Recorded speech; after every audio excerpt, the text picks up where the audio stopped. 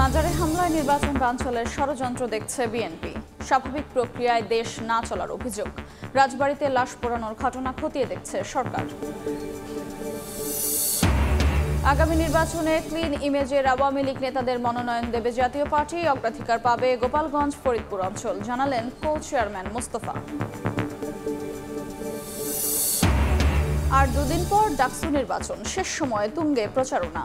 আচরণবিধি লঙ্ঘন ও cyber bullying নিয়ে পাল্টাপাল্টি অভিযোগ। ডাকসুতে ছাত্র দলের ৮ দফা ইশতেহার ঘোষণা।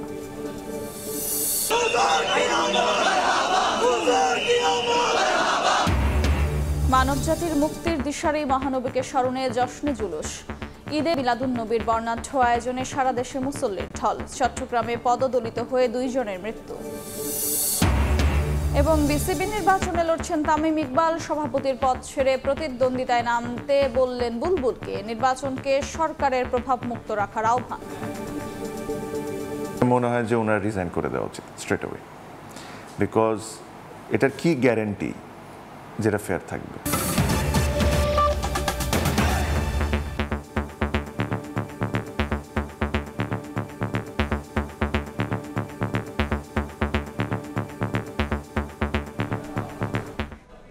সময় সংবাদের সঙ্গে আছে আমি আফরোজা মৌটুসী।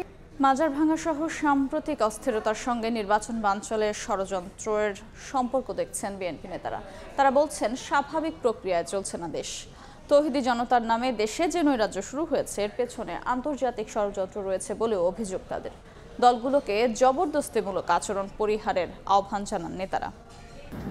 গণ অধিকার পরিষদের সভাপতি নুরুল হক নূরকে দেখতে শনিবার দুপুরে ঢাকা মেডিকেল কলেজ হাসপাতালে যান বিএনপির স্থায়ী কমিটির সদস্য মির্জা আব্বাস। এ সময় মাজার ভাঙচুর প্রসঙ্গে তিনি বলেন, দেশে স্বাভাবিক পরিস্থিতি বিরাজ করছে না। ভাঙচুর হয়েছে, মাজার ভাঙা, মাজার তারপর খানকা এগুলো সব ভাঙাচুরি করা হয়েছে। এগুলো আসলে বিচ্ছিন্ন কিছু না। নির্বাচনটা সামনে রেখে এই ধরনের আরও অনেক কিছু সামনে আপনারা দেখতে পাবেন, যাতে নির্বাচনটা না হয়। একটা শ্রেণীর লোক চাচ্ছে যাতে নির্বাচন না হয়। পবিত্র ঈদে মিলাদুন্নবী উপলক্ষে সকালে নয়াপল্টনে কেন্দ্রীয় কার্যালয়ে মিলাদ মাহফিল করে বিএনপি। এ সময় দলটির সিনিয়র যুগ্ম মহাসচিব রুহুল কবির রিজভী বলেন, তৌহিদি জনতার নামে দেশে যে উৎপাত নৈরাজ্য শুরু হয়েছে এর পেছনে আন্তর্জাতিক ষড়যন্ত্র রয়েছে। যে উৎপাত শুরু হয়েছে, এই ধরনের নৈরাজ্য তৈরি হয়েছে, তৌহিদি জনতার নামে কারা এই কাজগুলো করছেন আপনি দেখবেন এদের পিছনে আন্তর্জাতিক ষড়যন্ত্র আছে। মাজার ভাঙা, সেখানে লাশ পুড়িয়ে দেওয়ার মতো ঘটনা যেটা গোয়ালন্দে ঘটেছে, এটার আমি বাংলাদেশ জাতীয়তাবাদী দলের পক্ষ থেকে তীব্র নিন্দা জানাচ্ছি।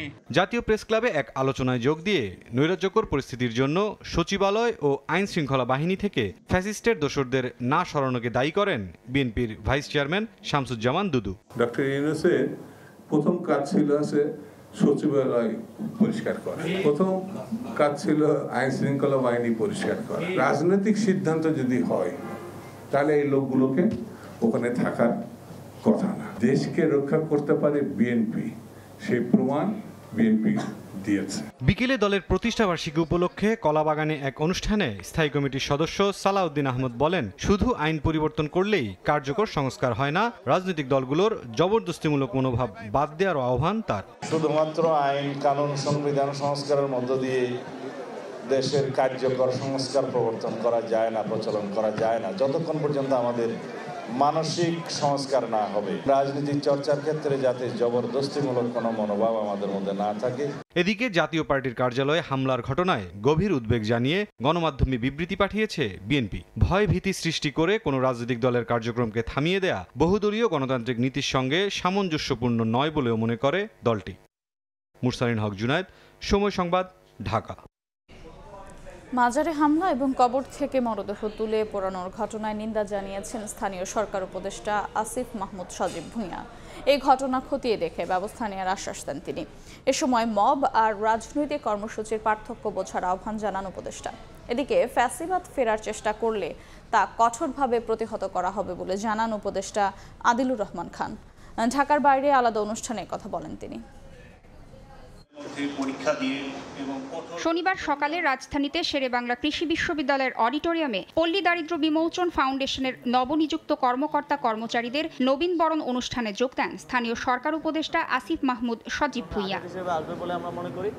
অনুষ্ঠান শেষে গণমাধ্যম কর্মীদের সঙ্গে সাম্প্রতিক নানা ইস্যুতে প্রতিক্রিয়া জানান তিনি। রাজবাড়ীতে লাশ পোড়ানোর ঘটনা নিন্দনীয় উল্লেখ করে বলেন, মব এবং রাজনৈতিক কর্মসূচির মধ্যে পার্থক্য বুঝতে হবে। যারা ডিসেম্বরে নির্বাচন চেয়েছিল এখন তারাই আবার ভোট পেছানোর ষড়যন্ত্র করছে বলেও মন্তব্য করেন স্থানীয় সরকার উপদেষ্টা। কালকে যেই লাশ পোড়ানোর মতো ঘটনা ঘটেছে এটা অত্যন্ত নিন্দনীয়।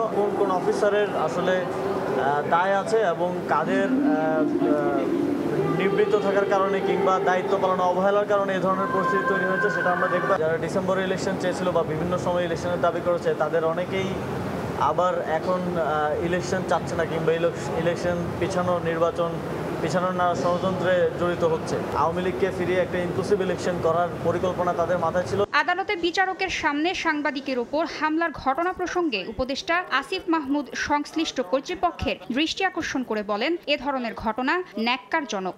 আদালত যেখানে ন্যায় এবং ইনসাফের একটা জায়গায় সংশ্লিষ্ট যারা কর্তৃপক্ষ আছে তাদের কঠোর হওয়া প্রয়োজন এবং একই সাথে আইনজীবীদেরও আরও পেশাদারিত্ব এবং প্রফেশনালিজমটা ধরে রাখা প্রয়োজন। এদিন সকালে নাটোরের ভবানীগঞ্জে জুলাই স্মৃতিস্তম্ভ উদ্বোধন করেন শিল্প, গৃহায়ন ও গণপূর্ত উপদেষ্টা আদিলুর রহমান খান। ফ্যাসিবাদের ষড়যন্ত্র এখনও চলমান বলে সতর্ক করেন তিনি। পরাজিত ফ্যাসিবাদ পরাজিত হয়েছে বলে কেউ যেন মনে না করে যে তারা আর ষড়যন্ত্র করবে না। ষড়যন্ত্র কিন্তু চলমান। ফ্যাসিবাদ ফিরে আসার চেষ্টা করলে প্রতিহত করার হুঁশিয়ারি দেন উপদেষ্টা। তাসনিয়া নিশাত, মিম, সময় সংবাদ, ঢাকা। রাজবাড়ীতে মাজারে হামলা ভাঙচুরের সময় পুলিশের ওপর হামলা, সরকারি কাজে বাধার অভিযোগ এনে মামলা করেছে পুলিশ। এতে প্রায় ৩৫০০ মানুষকে আসামি করা হলেও এখনও গ্রেফতার হয়নি কেউ। এদিকে রাজশাহীর পবায় খানকা শরীফে ভাঙচুরের ঘটনায় এখনও আতঙ্ক কাটেনি সেখানকার মানুষের। ভাঙ্গা কাঁচা পাকা ঘর, পড়ে আছে পুড়ে যাওয়া আসবাবপত্রের অংশ, চারপাশে থমথমে পরিস্থিতি।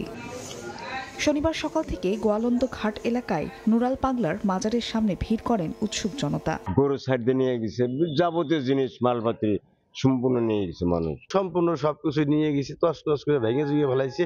এদিকে নুরাল পাগলার দরবারে পুলিশের উপর হামলায় অজ্ঞাতনামা ৩৫০০ জনকে আসামি করে মামলা করেছে পুলিশ। এই ঘটনার সাথে যারা জড়িত, হামলার সাথে যারা জড়িত, তাদেরকে দ্রুত আইনের আওতায় নিয়ে আসার জন্য আমরা বদ্ধপরিকর। এদিকে রাজশাহীর পবায় আজিজ ভান্ডারী খানকা শরীফে ভাঙচুরের ঘটনায় এখনো মামলা হয়নি। আতঙ্কে দিন কাটছে সেখানকার মানুষের। পুলিশের উপস্থিতিতেই হামলার অভিযোগ খানকা সংশ্লিষ্টদের। যেখানে বিচারক এখানে ছিলেন, বিচারক থেকে তারা কিছু করতে পারেননি, সুতরাং আমি কার কাজ বিচার চাবো। তবে পুলিশ বলছে উত্তেজিত মানুষ বেশি থাকায় অল্প জনবল দিয়ে আক্রমণ ঠেকানো যায়নি। সমাজের বেশিরভাগ মানুষ কি চাচ্ছে এটা কিন্তু একটা মেটার। আপনি এটার বাইরে যা পারবেন, আপনিও টিকে থাকতে পারবেন না। আপনি যদি সমাজের বেশিরভাগ মানুষের বাইরে যান, দেখবেন আপনাকে কতক্ষণ আমরা। ঈদে মিলাদুন্নবী উপলক্ষে মাইজ ভান্ডারী খানকা শরীফে ছিল ৩ দিনের আয়োজন। এর বিরোধিতা করে শুক্রবার জুমার নামাজের পর চলে হামলা। ফাহরিয়া ফারজানা, সময় সংবাদ। আগামী জাতীয় সংসদ নির্বাচনে ক্লিন ইমেজের আওয়ামী লীগ নেতাদের মনোনয়ন দেবে জাতীয় পার্টি। এক্ষেত্রে গোপালগঞ্জ ও ফরিদপুর অঞ্চল অগ্রাধিকার পাবে। দুপুরে রংপুর মহানগর জাতীয় পার্টি কার্যালয়ে বিভাগীয় প্রতিনিধি সভায় নেতাকর্মীদের সঙ্গে মতবিনিময় সভায় একথা জানান দলটির কো চেয়ারম্যান মোস্তাফিজুর রহমান মোস্তফা। আওয়ামী লীগের শূন্যতায় জাতীয় পার্টির জনপ্রিয়তাকে রুখে দিতে দলীয় কার্যালয়ে ভাঙচুর ও কর্মীদের উপর হামলা করা হচ্ছে বলেও অভিযোগ করেন তিনি। আওয়ামী লীগের সমর্থক, সে কোনো তার বিরুদ্ধে কোনো মামলা মোকদ্দমা নাই। সে যদি যোগ্য প্রার্থী আমরা মনে করি, আমরা দেবো না কেন? দেবো, অবশ্যই দেবো। হ্যাঁ, আমাদের ক্যান্ডিডেট ক্রাইসিসকে ওভারকাম করার জন্য আমরা অবশ্যই করবো। অনেক জেলা আছে, হ্যাঁ, যেমন ৩০০ আসনে আমরা প্রার্থী দিব। এখন জাতীয় পার্টির প্রার্থীর চাইতে যদি ভালো শক্তিশালী প্রার্থী পাওয়া যায়, আমরা সে যদি ক্লিন ইমেজ থাকে, তার বিরুদ্ধে যদি কোনো সহিংসতার অন্য কোনো আলামত না থাকে, অবশ্যই পাবেন, দেবো না কেন? যেমন ধরেন আপনারা ফরিদপুর, গোপালগঞ্জ, অন্যান্য জেলাগুলো আছে যেখানে নিরঙ্কুশ তাদের আওয়ামী লীগের যেখানে সমর্থন আছে, আপনারা জানেন, সেখানে যদি জাতীয় পার্টিকে যোগদান করে কেউ, সে যদি ক্লিন ইমেজের লোক যদি জাতীয় পার্টিতে যোগদান করে, তাহলে তাকে আমরা মনোনয়ন দেবো না কেন? অবশ্যই। জাতীয় পার্টি ও 14 দলীয় জোটের রাজনীতি নিষিদ্ধ এবং আওয়ামী লীগ পুনর্বাসন বন্ধের দাবি জানিয়েছে মঞ্চ 24। বিকেলে জাতীয় জাদুঘরের সামনে সংবাদ সম্মেলনে এই দাবি জানানো হয়। মঞ্চ ২৪-এর আহ্বায়ক ফাহিম ফারুকী অভিযোগ করেন, আওয়ামী লীগের আমলে ফ্যাসিবাদের প্রধান পৃষ্ঠপোষক হিসেবে কাজ করেছে ১৪ দল। বলেন, বিরোধী দলের ছদ্মবেশে সরকারকে গণতন্ত্র বিরোধী অস্ত্র হিসেবে সহায়তা দিয়েছে তারা। জাতীয় পার্টিকেও এ পথের অন্যতম সহচর দাবি করে তিনি আরও বলেন, বিচারিক হত্যাকাণ্ড সহ রাজনৈতিক দমন পীড়নের সময় তারা নীরব থেকেছে। তাই আওয়ামী লীগ সহ ১৪ দল রাস্তায় নামার চেষ্টা করলে সঙ্গে সঙ্গে গ্রেফতার করে বিচারের মুখোমুখি করার দাবিও জানান তারা।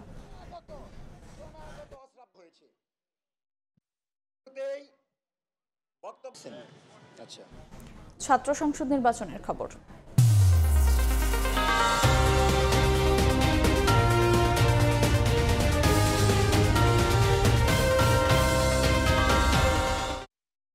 দুদিন পরেই ডাকসু নির্বাচন। কাল শেষ হচ্ছে প্রচারণা, তাই শেষ সময়ে এসে ব্যস্ত সময় পার করছেন প্রার্থীরা। নানা প্রতিশ্রুতি নিয়ে ভোট চাইতে যাচ্ছেন শিক্ষার্থীদের দ্বারে দ্বারে। অপপ্রচার ও সাইবার বুলিং সহ নানাভাবে আচরণবিধি লঙ্ঘনের অভিযোগ করেন বিভিন্ন প্যানেলের প্রার্থীরা। নানা জরিপের মাধ্যমে ফলাফলকে প্রভাবিত করার চেষ্টা করা হচ্ছে বলে অভিযোগ ডাকসু ফর চেঞ্জ প্যানেলের ভিপি প্রার্থীর। ডাকসু নির্বাচনের শেষ মুহূর্তের প্রচারণায় ব্যস্ত প্রার্থীরা, তাই ছুটির দিনেও নানা প্রতিশ্রুতি নিয়ে ভোটারদের দ্বারে দ্বারে যান তারা। শনিবার সকাল থেকেই প্রতিটি আবাসিক হলের সামনে লিফলেট নিয়ে হাজির বিভিন্ন প্যানেল ও স্বতন্ত্র প্রার্থীরা। হাজী মোহাম্মদ মহসিন হলে প্রচারণায় আসেন ছাত্রদলের ভিপি প্রার্থী আবিদুল ইসলাম খান। আচরণবিধি লঙ্ঘন ও নারীদের সাইবার বুলিংয়ের ঘটনায় কোনো ব্যবস্থা না নেয়ার অভিযোগ করেন তিনি। বিভিন্ন ভাগে বিভক্ত করে সেখানে বিধিনিষেধ প্রয়োগ করে দেওয়া হবে, এভাবে ক্যাম্পাসে নিরাপত্তা বলয়টাকে আমরা স্ট্রিক্ট করব। বহিরাগত এনে প্রচারণার পরও কমিশন কোনো ব্যবস্থা নেয়নি বলে অভিযোগ করেন ঐক্যবদ্ধ শিক্ষার্থী জোটের ভিপি প্রার্থী আবু সাদিক কায়েম। বহিরাগত নিয়ে এসে বিশ্ববিদ্যালয়ে ক্যাম্পেইন করতে কিছু প্রার্থীদের নিরাপদ ক্যাম্পাসে যদি আমরা বহিরাগত নিয়ে এসে প্রচারণা করি তাহলে তো এটা একটা সাংঘর্ষিক অবস্থান। হলপাড়ায় প্রচারণা করেন বৈষম্য বিরোধী শিক্ষার্থী সংসদের ভিপি প্রার্থী আব্দুল কাদের। দূরে ভোট কেন্দ্র স্থাপনের মাধ্যমে শিক্ষার্থীদের ভোটদানে নিরুৎসাহিত করা হচ্ছে বলেও অভিযোগ তার।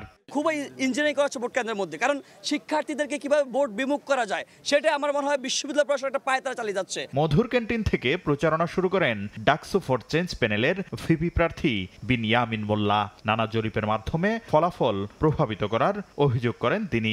অনেক মিস ইনফরমেশন, ডিসইনফরমেশন ছড়ানো হচ্ছে অনেক ক্যান্ডিডেটকে তুলে ধরার জন্য বা কাউকে ডাউন করার জন্য।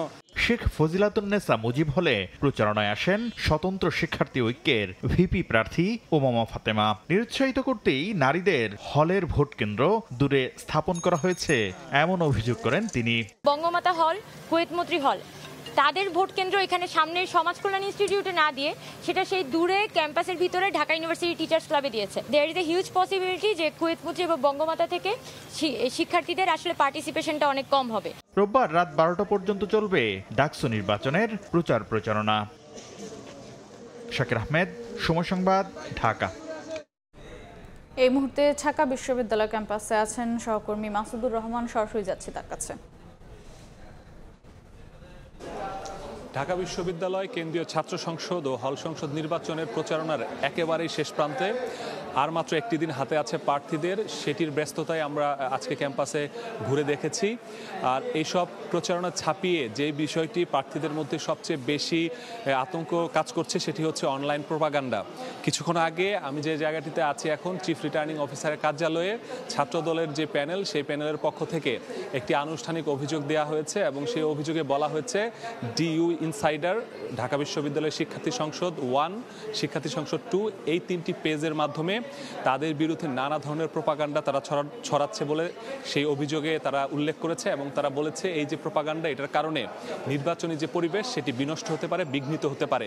সে কারণে এই 3টি পেজের সহ আরও বেশ কিছু পেজ রয়েছে যেগুলো এই ধরনের প্রোপাগান্ডা করছে বলে তারা অভিযোগ করেছে। এবং সেগুলোর বিরুদ্ধে দ্রুততম সময়ে ব্যবস্থা না নিলে তাহলে এই যে সামনে এতদিন ধরে সুষ্ঠুভাবে উৎসমুখর পরিবেশে ডাকসুর যে ভর্তি হচ্ছে সেটি বিঘ্নিত হওয়ার যে আশঙ্কা, সেটি কিন্তু ছাত্রদলের পক্ষ থেকে তাদের যে এজিএস প্রার্থী সে কিন্তু কিছুক্ষণ আগে সংবাদ সম্মেলনের মাধ্যমে আমাদের সামনে তুলে ধরছে। ঢাকা বিশ্ববিদ্যালয় কর্তৃপক্ষ এবং নির্বাচন কমিশন শুরু থেকেই বলে আসছিল যে এই সকল পেজগুলোর সাথে তারা তাদেরকে অ্যাডমিন মডারেটরদের ডেকে এনে তাদেরকে সতর্ক করেছে। গতকালকেও আমরা সংবাদ সম্মেলনে দেখেছি নির্বাচন কমিশনের পক্ষ থেকে কড়াভাবে বলা হয়েছে যে এদের যারা নির্বাচনে প্রার্থিতা করছেন এই সব পেজ পরিচালনার দায়িত্বে নিয়োজিত অ্যাডমিন বা মডারেটর তাদের বিরুদ্ধে তারা কঠোর ব্যবস্থা নেবেন, প্রয়োজনে প্রার্থিতা বাতিল করবেন। তবে এখন পর্যন্ত দৃশ্যমান কোনো অ্যাকশন আমরা দেখতে পাইনি। কিছুক্ষণ পরে হয়তো বা নির্বাচন কমিশনের পক্ষ থেকে একটি সংবাদ সম্মেলন করা হবে, সেখানে আবারও জানতে চাওয়ার চেষ্টা করব আমরা যে এই যে যেই সকল পেজগুলোর বিরুদ্ধে একের পর অভিযোগ আসছে, বিভিন্ন প্যানেল থেকে অভিযোগ দেওয়া হচ্ছে, তাদের বিরুদ্ধে আসলে কেন ব্যবস্থা নেওয়া যাচ্ছে না। কিন্তু একটি সীমাবদ্ধতার কথা তারা বলেছিল যে এই যে এই পেজগুলো যেগুলো রয়েছে সেগুলো যারা শিক্ষার্থী হিসেবে পরিচালনা করেন তাদের সতর্ক করলে তারা তাদের কার্যক্রম বন্ধ করলেও বিদেশ থেকে বিভিন্নভাবে এই পেজগুলো আবারও অ্যাক্টিভ হয় এবং তারা সেই প্রপাগান্ডাগুলো করে। দেশের বিরুদ্ধে ভিতরে যারা করে তাদের বিরুদ্ধে ব্যবস্থা নিতে পারলেও বিদেশে যারা বসে করছে তাদের বিরুদ্ধে আসলে বিটিআরসি এবং ডিএমপির পক্ষ থেকে অপারগতা স্বীকার করা হয়েছে যে তারা তাদের বিরুদ্ধে কিছু করতে পারছে না। তো এই মুহূর্তে এই অবস্থায় এসে দাঁড়িয়ে যে কমিশন বলেছিল যে তাদের বিরুদ্ধে তারা আসলে আইসিটি আইনে মামলা করবে, তবে আসলে মামলা করবে কিনা সেটা হয়তো বা নির্বাচন কমিশনের যে সংবাদ সম্মেলন সেখানে উঠে আসবে। আমার কাছে এখন পর্যন্ত এই ছিল আসলে ডাকসু নির্বাচনের সর্বশেষ তথ্য। ডাকসু নির্বাচনের শেষ মুহূর্তে প্রচারণার খবর জানছিলাম ঢাকা বিশ্ববিদ্যালয় ক্যাম্পাস থেকে। জাহাঙ্গীরনগর বিশ্ববিদ্যালয় কেন্দ্রীয় ছাত্র সংসদ নির্বাচন সামনে রেখে দিন-রাত ভোটারদের কাছে ছুটছেন প্রার্থীরা। নানা প্রতিশ্রুতি দিয়ে মন জয়ের চেষ্টা করছেন তারা। দুপুরে ইশতেহার ঘোষণা করেছে ছাত্রদল সমর্থিত প্যানেল। নিরাপদ ক্যাম্পাস প্রতিষ্ঠার প্রতিশ্রুতি দেন সংগঠনটির ভিপি প্রার্থী শেখ সাদি ও জিএস পদ বৈশাখী। বলেন, ছাত্রদল সমর্থিত প্যানেল জয়ী হলে বিশ্ববিদ্যালয়কে আন্তর্জাতিক শিক্ষা প্রতিষ্ঠান হিসেবে গড়ে তোলা হবে। এছাড়াও পরিবেশ ও প্রতিবেশ সংরক্ষণ, প্রাণীবান্ধব ক্যাম্পাস এবং পরিবহন সংকট দূর করার প্রতিশ্রুতি দেন তারা। নারী শিক্ষার্থীদের জন্য নিরাপদ শিক্ষাঙ্গন ও স্বাস্থ্য সুরক্ষা, মানসম্মত স্বাস্থ্যসেবা, সুসমন্বিত পরিবহন ব্যবস্থা, ক্রীড়া চর্চা ও সাংস্কৃতিক বৈচিত্র্য। আমরা বিশ্বাস করি এই 8টি প্রধান পরিকল্পনায় শিক্ষার্থীদের আশা আকাঙ্ক্ষার প্রতিফলন ঘটেছে এবং আমরা আগামী দিনে সামগ্রিকভাবে সবাই মিলে এই অঙ্গীকার বাস্তবায়নের জন্য কাজ করব। এবার ঈদে মিলাদুন্নবীর খবর। লাখো মুসল্লির অংশগ্রহণে চট্টগ্রামে হয়ে গেল জশ্নে জুলুসের বর্ণাঢ্য র্যালি। বিশ্বনবীর পৃথিবীতে আগমন উপলক্ষে আঞ্জুমানে রহমানিয়া আহমদিয়া সুন্নিয়া ট্রাস্টের আয়োজনে পরিণত হয় জনসমুদ্রে। রাজনৈতিক স্থিতিশীলতার পাশাপাশি বিশ্ব শান্তি প্রতিষ্ঠায় রাসূলের আদর্শ অনুসরণের আহ্বান জানান ইসলামী চিন্তাবিদরা। অনেক বিশ্বাসের ক্যামেরায় শফিকুল আলমের রিপোর্ট।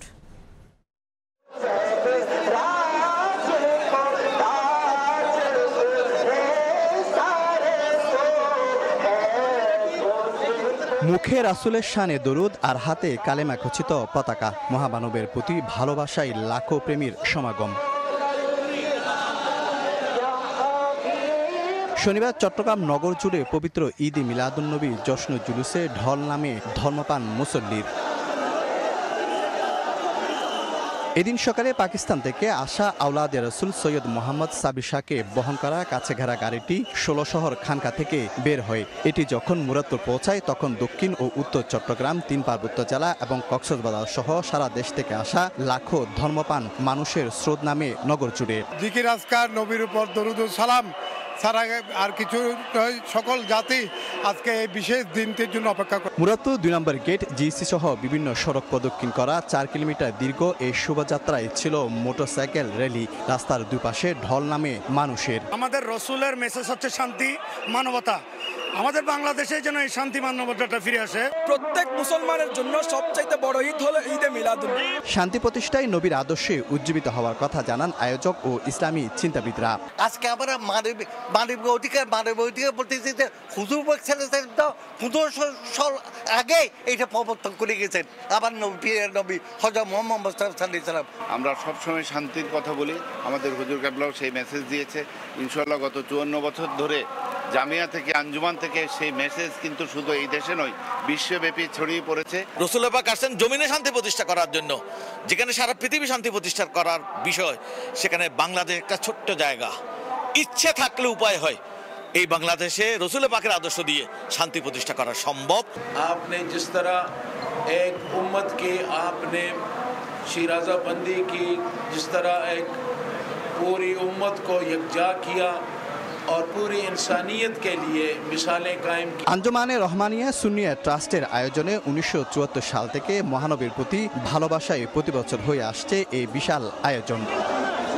আল্লাহ পাক পবিত্র কোরআনে বলেছেন, যে ব্যক্তি অন্যায়ভাবে কাউকে হত্যা করলো সে যেন পুরো মানব জাতিকে হত্যা করলো, যে একজনকে রক্ষা করলো সে যেন পুরো মানব জাতিকে রক্ষা করলো। কোরআনের এই আয়াতকে অনুসরণ করে চলার তাগিদ দিয়েছেন ইসলামী চিন্তাবিদরা।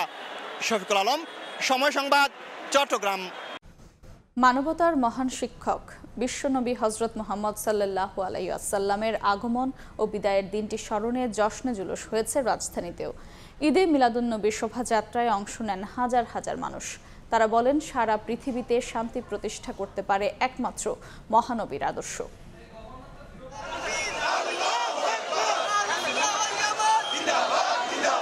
নারায়ে রিসালাত ইয়া রাসূলুল্লাহ, আল্লাহু আকবার স্লোগানে মুখর চারদিক। হাতে লাল সবুজ পতাকা আর কালেমা খচিত ঝান্ডা। 12ই রবিউল আউয়াল হযরত মুহাম্মদ সাল্লাল্লাহু আলাইহি ওয়াসাল্লামের শুভাগমনের দিনে আঞ্জুমানে রহমানিয়া মঈনিয়া মাইজভান্ডারির উদ্যোগে আয়োজন করা হয় জশনে জুলুস। শনিবার বেলা 11টার দিকে ঐতিহাসিক সোহরাওয়ার্দী উদ্যান থেকে শুরু হয় বর্ণাঢ্য শোভাযাত্রা। দোয়েল চত্বর হয়ে হাইকোর্টের সামনে থেকে আবার একই স্থানে এসে শেষ হয়। অংশগ্রহণকারীরা বলছেন, বিশ্বনবীর ভালোবাসায় শান্তিতে থাকুক সমগ্র উম্মাহ। প্রিয় নবীর আগমনে আমরা খুশি, আনন্দিত। এর জন্য আমরা জুলুস করব, আনন্দ করব, মিলাদ মাহফিল করব, আল্লাহর কাছে শুকরিয়া আদায় করব। সমস্ত জাহানের জন্য রহমতুল আলামিন হিসেবে আমার নবী দুনিয়াতে এসেছেন। আমার নবী যে শান্তির বার্তা নিয়ে এসেছেন, সেই শান্তির কল্যাণের জন্য আমরা এই জায়গাতে শিক্ষা নেওয়ার জন্য এসেছি। আসুন, আল্লাহ রসুল সাল্লাল্লাহু আলাইহি ওয়াসাল্লাম যেই বার্তা নিয়ে, শান্তির বার্তা নিয়ে আমাদের কাছে এসেছেন, আমরা সেই বার্তা প্রচারে লেগে যাই। ব্যক্তি জীবন থেকে শুরু করে সামাজিক ও রাষ্ট্রীয় জীবনে শান্তি প্রতিষ্ঠায় মহানবীর দর্শনের কথা উল্লেখ করে আয়োজকরা বলেন, অশান্ত পৃথিবীকে শান্ত করতে হলে অনুসরণ করতে হবে রাসূলের আদর্শ। ওনার আখলাকুন নবী এবং আদর্শ অনুসরণ করে সারা বিশ্বের মানুষ যেন হানাহানি কাটাকাটির পথ পরিহার করে শান্তি সম্প্রীতির শিক্ষা আমাদের দিয়েছে, সেটাই যেন আমরা সারা পৃথিবীতে যেন প্রতিষ্ঠিত করতে পারি। রাসূল পাকের উত্তম আদর্শ যদি আমাদের হৃদয়ে ধারণ করি, তবে এই দেশে শান্তি আসবে, সম্প্রীতি আসবে। মানবতার মুক্তির দেশারি হযরত মুহাম্মদ সাল্লাল্লাহু আলাইহি ওয়াসাল্লাম এমন এক সমাজ গঠন করেছিলেন যেখানে ছিল না বৈষম্য আর অমানবিকতার গল্প। তাই তো ইসলামী চিন্তাবিদরা বলছেন, শুধু তার স্মরণে বিভিন্ন আয়োজন করে ক্ষান্ত হওয়া যাবে না, বরং অনুসরণ করতে হবে তার রেখে যাওয়া পথ। এছাড়া জাতীয় প্রেস ক্লাব থেকে আনন্দ শোভাযাত্রা বের করে বিশ্ব সুন্নি আন্দোলন। 12ই রবিউল আউয়াল উপলক্ষে রাজধানীর মোহাম্মদপুরে 12ই রবিউল আউয়ালের পদযাত্রার আয়োজন করে সেহাবিয়া দরবার শরীফ। তোহা খান তামিম, সময় সংবাদ, ঢাকা। অননুমোদিত সীসা বার পরিচালনার অভিযোগে সেলিম প্রধান সহ 9 জনকে গ্রেফতার করেছে গুলশান থানা পুলিশ। শনিবার ভোররাতে রাজধানীর বাড়িধারা এলাকা থেকে তাদের গ্রেফতার করা হয়। অভিযানে 7টি সীসা স্ট্যান্ড, 5টি সীসার পাইপ সহ অন্যান্য সামগ্রী জব্দ করা হয়। পাশাপাশি তাদের কাছ থেকে 48,000 টাকা জব্দ করা হয়। এর মধ্যে গ্রেফতারকৃতদের বিরুদ্ধে মাদক বিরোধী আইনে মামলা করেছে পুলিশ। পুলিশ জানায়, মাদক বিক্রির খবরে বাড়িধারা ডিপ্লোম্যাটিক জোনে নেক্সাস ক্যাফে প্যালেসে অভিযান চালিয়ে পুলিশ সদস্যরা তাদের গ্রেফতার করে। এর আগে 2019 সালে ক্যাসিনো কাণ্ডে গ্রেফতার হয়েছিলেন সেলিম প্রধান, পরে তিনি জামিনে বের হন।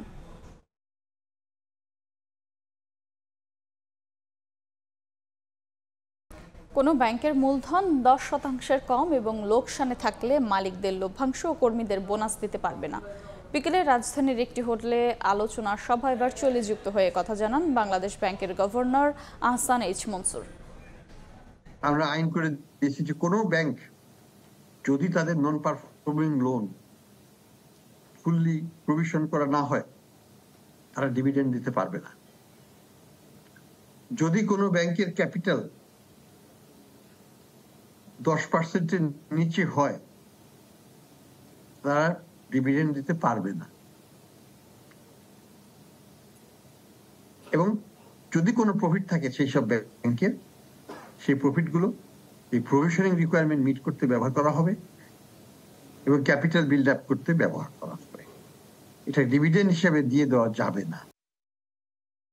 তিস্তা মহাপরিকল্পনার বাস্তবায়ন সহ 6 দফা দাবিতে সমাবেশের আয়োজন করেছে তিস্তা নদী বাঁচাও সংগ্রাম পরিষদ।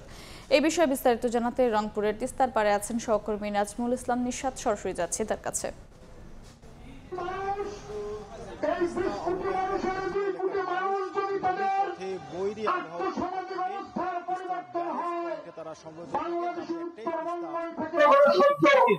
উত্তরবঙ্গের মানুষ দাবি একটাই, আজকে বিশেষ সুবিধা বঞ্চিত হয়ে আমরা দারিদ্রতার চরম অশান্তি বিরাজ করছি। এবং এই সমাবেশে আমি আপনাদের আহ্বান করতে চাই, যারা নদী উপত্যকায় বসবাস, আমি যে কথাটি ভিডিও বলছিলাম আজকে করি, সরকার যদিও জানুয়ারি 2000 আন্দোলন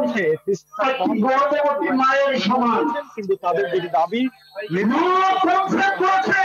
কোন কারণে এটা বিলম্বিত মহাপরিকল্পনার আলোর মুখ। আপনারা হয়তো জানেন মহাপরিকল্পনার আলোর মুখ তারা প্রকাশ করেছে।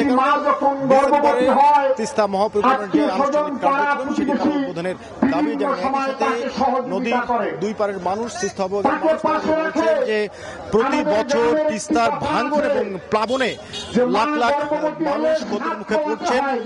ভাঙনে তাদের বসত বাড়ি থেকে শুরু করে আবাদি জমি ফসল হানি ঘটছে। সে কারণে তিস্তা মহাপরিকল্পনা বাস্তবায়নের যে দাবি সেটি দীর্ঘ সময় ধরে তারা আওয়ামী সরকার এই তিস্তা মহাপরিকল্পনাকে রাজনৈতিক হাতিয়ার বানিয়েছিল এবং আশার আলো দেখা সেটি বাস্তবায়ন করেনি। যেহেতু অন্তর্বর্তী সরকার বলেছেন যে তিস্তা মহাপরিকল্পনা তারা বাস্তবায়ন করবেন, সে কারণে আজকে এই সমাবেশের ডাক দেওয়া হয়েছে যাতে এই সরকারের মেয়াদে এবং চলতি বছরের ডিসেম্বরে এই মহাপরিকল্পনা আসলে উদ্বোধন করা হয়। সবকিছু মিলিয়ে সমাবেশ চলছে সন্ধ্যার পরে, যা আলোক মিছিলের কর্মসূচি। সরাসরি যুক্ত ছিলাম রংপুরে। এবার চট্টগ্রাম বিভাগের খবর।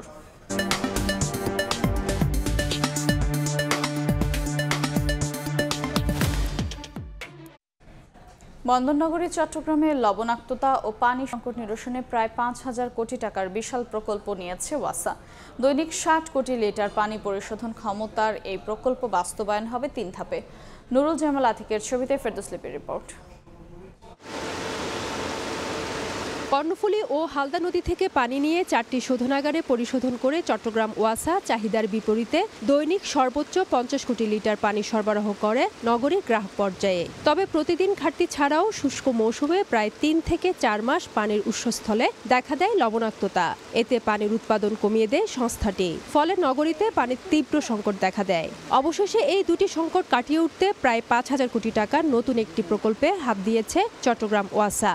ড্রাই সিজনে আমরা যে স্যালাইনিটির যে প্রবলেমটা ফেস করি সেটা থাকবে না। ডিমান্ড যে বাড়ছে সেটা তো আমাদেরকে ট্রিটমেন্ট ক্যাপাসিটি বাড়াইতে হবে, তো এই প্রকল্পের মাধ্যমে কিন্তু এটা সম্ভব হবে। আর প্রকল্পটি অর্থায়নে আগ্রহী ইকোনমিক ডেভেলপমেন্ট কোঅপারেশনের ফান্ড চূড়ান্ত হয়েছে।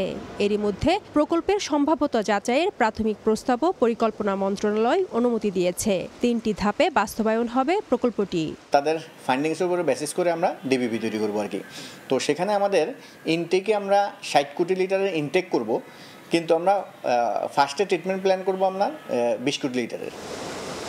গত 1.5 দশকে চট্টগ্রাম ওয়াসা পানি সরবরাহের জন্য প্রায় ছোট বড় 8টি প্রকল্প বাস্তবায়ন করেছে। তারপরেও প্রতিটি নাগরিকের সুপেয় পানির ব্যবস্থা করতে পারেনি সংস্থাটি।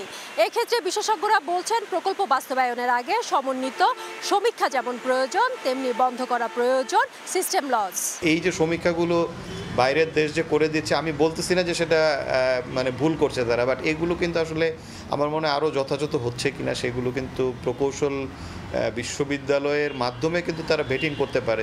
বর্তমানে বন্দরনগরী চট্টগ্রামে পানির চাহিদা 60 থেকে 65 কোটি লিটার। ওয়াসার তথ্য অনুযায়ী এই চাহিদা 2032 সালে 70 থেকে 80 কোটি লিটার, 2042 সালে 122 কোটি লিটার এবং 2052 সালে দাঁড়াবে 137 কোটি লিটারে। ফেরদৌস লিপি, সময় সংবাদ, চট্টগ্রাম।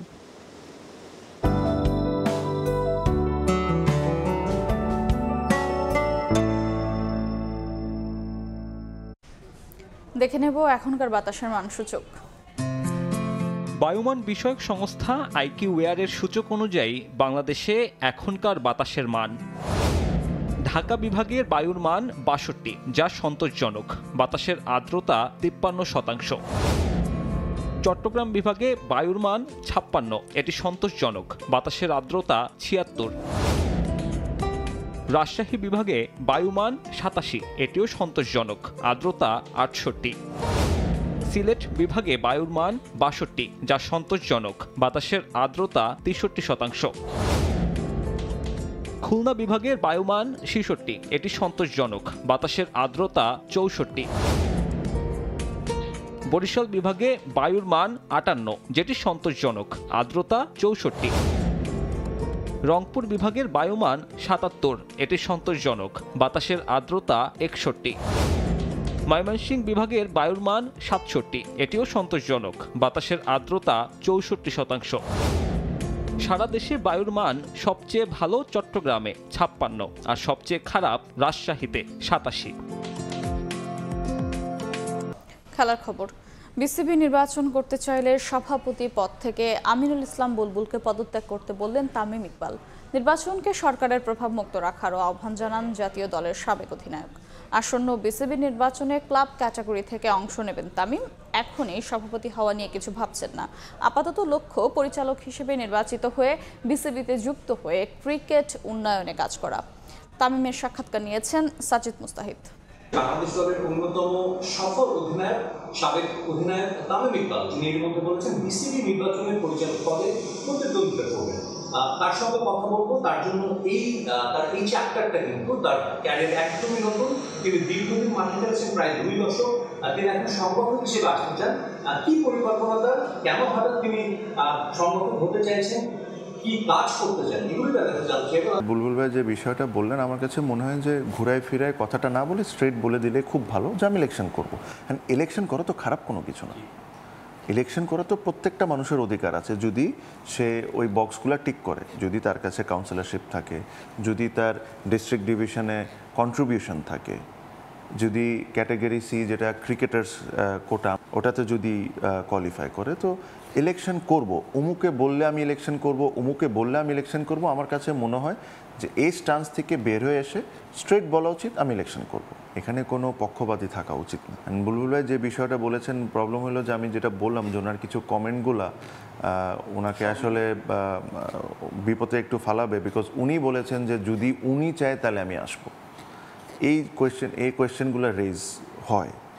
বাট যেটা হলো আমার কাছে যেটা মনে হয় যে যারা ধরেন এনএসসিতে আছেন, যারা আন্ডারে এনএসসি আছে, আমার কাছে মনে হয় যে যেই 25 জন আসবে তাকে ওয়েলকাম করা উচিত, আর সবার প্রতি ইকুয়াল ফেয়ারনেস থাকা উচিত। মনে হয় যে ওনারা রিজাইন করে দেওয়া উচিত স্ট্রেট অ্যাওয়ে, বিকজ এটার কি গ্যারেন্টি যেটা ফেয়ার থাকবে? এটা কোনো গ্যারেন্টি নেই। আমার কাছে মনে হয় যে দ্য মোস্ট ফেয়ারেস্ট ডিসিশন আমার কাছে মনে হয় তার নেওয়া উচিত, যদি উনি একজন, আমরা সবাই মনে করি যে উনি একজন অনেস্ট ব্যক্তি।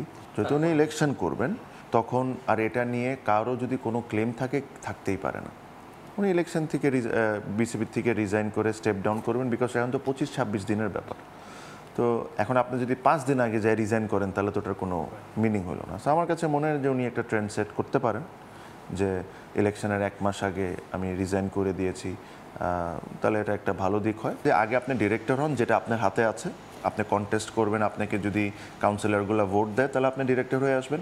যখন হয়ে যাবেন, যখন আপনি 25 জন হয়ে যাবেন, তখন আপনি এই বিষয় নিয়ে চিন্তা করতে পারেন যে এটা কি এরকম কি কোনো অপরচুনিটি হইতে পারে কি পারে না। আমাদের নাম আসলে অটোমেটিকলি মানুষজন চিন্তা করা এভাবে করে শুরু করে। বাট আমার কাছে মনে হয় আপাতত আমাকে যদি ব্যক্তিগতভাবে জিজ্ঞেস করেন, আমার only focus is on election and try and become the BCB director. এটাই। সাজিদ মুস্তাহিদ, সময় সংবাদ, ঢাকা। এই ছিল সময় সংবাদে।